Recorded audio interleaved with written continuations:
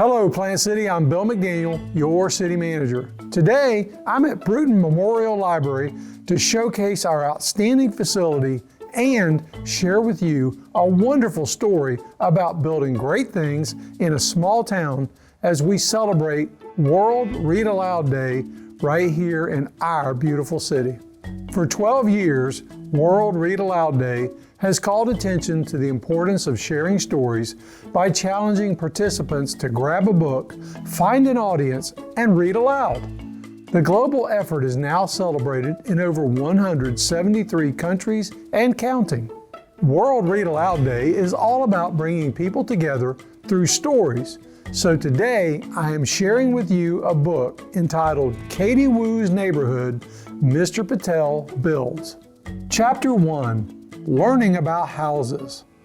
Miss Winkle told Katie's class, "Today we will learn how to build a house." "Cool," said Katie. "We all need a place to live." "I have a better idea," said Roddy. "Let's learn how to wreck a house. Bash, smash, crash." "Wrecking a house is too easy," said Miss Winkle. "Building a house is hard." Miss Winkle asked the class, "Can you name some kinds of houses that people live in?" "Igloos," said Katie. "Yurts," said Jojo. "Teepees," yelled Pedro. "Tree houses," said Barry. "I have one in my yard." "Those are good answers," said Miss Winkle. "Today, most of our houses are made of bricks or wood." "My dad is a builder," said Peter Patel. "He wants us to watch him build a house." Miss Winkle smiled.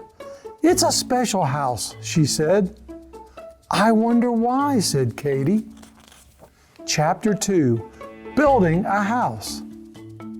The next day, the class went to see the house. Mr. Patel said, "First, we dug a hole with a machine called a digger. Then a truck filled the hole with concrete. That is the foundation." "Right," said Peter Patel. "It makes the house strong." "Then it was time for the carpenters to work," said Mr. Patel. "They did a great job putting up the wood." Katie watched workers putting shingles on the roof.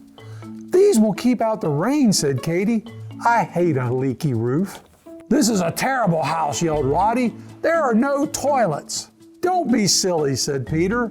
"They are coming. My dad never forgets anything." Chapter 3, The New Homeowner. "I hope they paint the walls pink and blue," said Jojo. "Those colors are cheerful."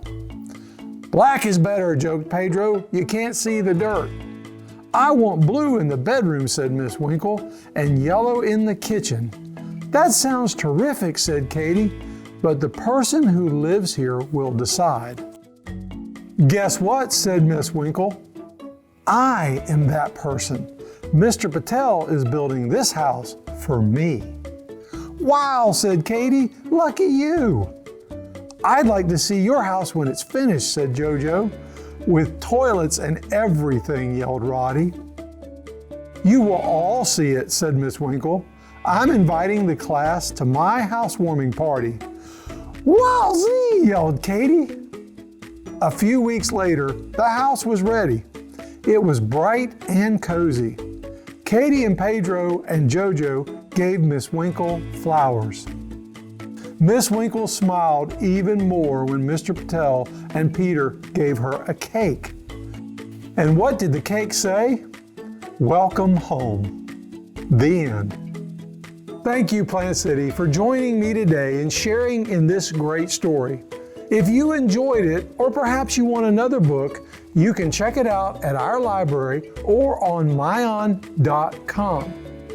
Either way, help us share literacy throughout our community by sharing stories with your friends and your family as we all celebrate World Read Aloud Day.